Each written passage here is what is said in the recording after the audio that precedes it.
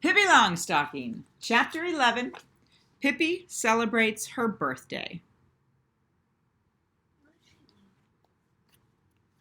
One day, Tommy and Annika found a letter in their mailbox. It was addressed to Tommy and Annika, and when they opened it, they found a card which read, Tommy and Annika are invited to Pippi's tomorrow to her birthday party. Dress, wear whatever you like. Tommy and Annika were so happy they began to skip and dance. They understood perfectly well what was printed on the card, although the spelling was a little unusual.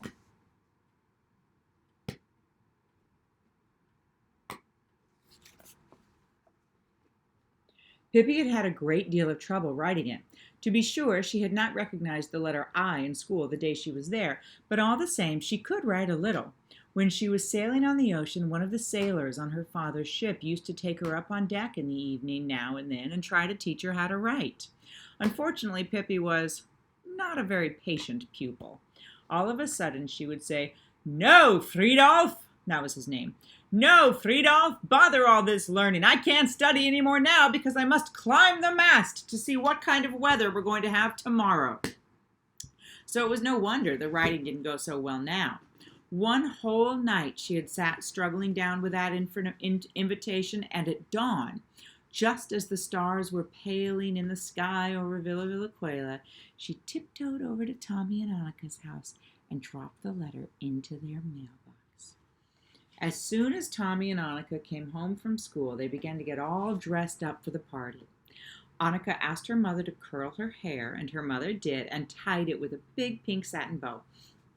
Tommy combed his hair with water so that it would lie nice and smooth. He certainly didn't want any curls. Then Annika wanted to put on her very best dress, but her mother thought she'd better not, for she was seldom neat and clean when she came home from Pippi's house. So Annika had to be satisfied with her next best dress. Tommy didn't care what suit he wore, so long as he looked nice. Of course, they had bought a present for Pippi. They had taken the money out of their own piggy banks, and on the way home from school had run into the toy shop on Main Street and bought a very beautiful, well, what they had bought was a secret for the time being. There it lay, wrapped in green paper and tied with a great deal of string, and when they were ready, Tommy took the package and off they went, followed by their mother's warning to take good care of their clothes. Annika was to carry the package part of the way, and they were both to hold it when they handed it to Pippi. That they had agreed upon. It was already November, and dusk came early. When Tommy and Annika went in through the gate of Villa Villaquela, they held each other's hands tightly, because it was quite dark in Pippi's garden, and the wind sighed mournfully through the bare old trees. Seems like fall, said Tommy. It was so much pleasanter to see the lighted windows in Villa Villaquela and to know that they were going to a birthday party. Ordinarily, Tommy and Annika rushed in through the kitchen door, but this time they went to the front door. The horse was not on the porch. Tommy gave a lively knock on the door. From inside came a low voice. Who comes in the dark night on the road to my house? Is it a ghost or just a poor little mouse? No, Pippi, it's us, shrieked Annika. Open the door! Pippi opened the door. Oh, Pippi, why did you say that about a ghost? I was so scared, said Annika, and completely forgot to congratulate Pippi and say happy birthday. Pippi laughed heartily and opened the door to the kitchen. How good it was to come in where it was light and warm. Hey, friends, please make sure you are muted. Go ahead and double check that your mute button is on.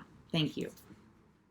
How good it was to come in where it was light and warm. The birthday party was to be in the kitchen because that was the pleasantest room in the house. There were only 2 other rooms on the first floor. The parlor, in which there was only one piece of furniture, and Pippi's bedroom. The kitchen was large and roomy, and Pippi had scrubbed it until it shone. She had put rugs on the floor and a large new cloth on the table. She had embroidered the cloth herself with flowers that certainly looked most remarkable. but Pippi declared that such flowers grew in farthest India. So, of course, that made them cool. Or not cool, I'm sorry, I just put that in. Beautiful. The curtains were drawn and the fire burned merrily. On the woodbox sat Mr. Nilsson, banging pot lids together. In a corner stood the horse, for he too had been invited to the party. Now, at last, Tommy and Annika remembered that they were supposed to congratulate Pippi. Tommy bowed and Annika curtsied, and then they handed Pippi the green package and said, "May we congratulate you and wish you a happy birthday?" Pippi thanked them and eagerly tore the package open. And there was a music box. Oh, Pippi was wild with delight. She patted Tommy and she patted Annika and she patted the music box and she patted the wrapping paper. She wound up the music box and with much plinking and plonking, out came a melody that was probably supposed to be, oh, this is in German, Ach du Kar Augustin. Pippi wound and seemed to forget everything else. But suddenly she remembered something. "Oh my goodness, you must have your birthday presents too," she said. "But it isn't our birthday," said Tommy and Annika. Pippi stared at them in amazement. "No, but it's my birthday, isn't it? And so I can give birthday presents too, can't I? Or does it say in your school books that such a thing can't be done? Is it something to do with that old plutification that makes it impossible?" "Oh, of course it's possible," said Tommy. "It just isn't customary. But for my part, I'd be very glad to have a present." "Me too," said Annika. Pippi ran to the parlor and brought 2 packages from the chest. When Tommy opened his, he found a little ivory flute, and in Annika's package was a lovely brooch shaped like a butterfly. The wings of the butterfly were set with blue and red and green stones. When they all had their birthday presents, it was time to sit down at the table where there were all sorts of cakes and buns. The cakes were rather peculiar in shape, but Pippi declared they were just the kind of cakes they ate at the top of the world. Pippi served hot chocolate with whipped cream, and the children were just about to begin their feast when Tommy said, "When Mama and Papa have a party, the guests always get cards telling them where to sit. I think we ought to have cards too." "Okay," said Pippi. "Although it will be kind of hard for us because there's only 3 of us," added Tommy doubtfully. "Fiddlesticks," said Pippi.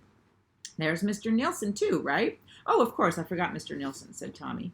And he sat down on a woodbox and wrote on a card, "Mr. Settergren will have the pleasure of sitting next to Miss Longstocking at dinner." "Mr. Settergren, that's me," he said with satisfaction and showed Pippi the card.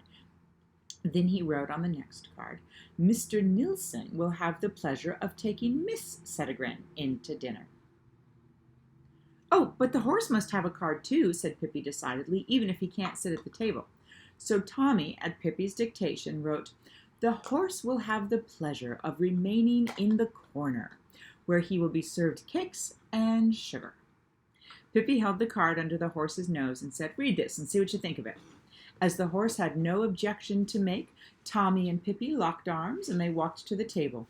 Mr. Nilsson had no intention of locking arms with Annika, so she took a firm hold of him and lifted him up to the table.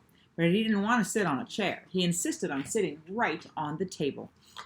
Nor did he want any chocolate with whipped cream, but when Pippi poured water in his cup, he took it in both hands and drank.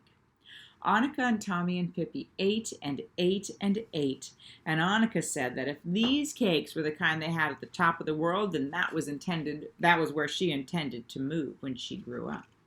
When Mr. Nilsson had emptied his cup, he turned it upside down and put it on his head. When Pippi saw that, she did the same, but as she had not drunk quite all her chocolate, a little stream ran down her forehead and over her nose. She caught it with her tongue and lapped it all up. "Waste not, want not," she said.